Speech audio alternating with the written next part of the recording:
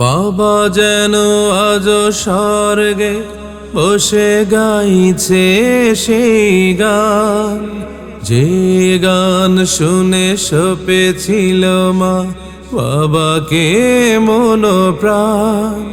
কোনো দিন এই কণ্ঠ যদি কখনো থেমে যায়, সেই দিন যেন মরণ এসে আমাকেও নিয়ে যায়।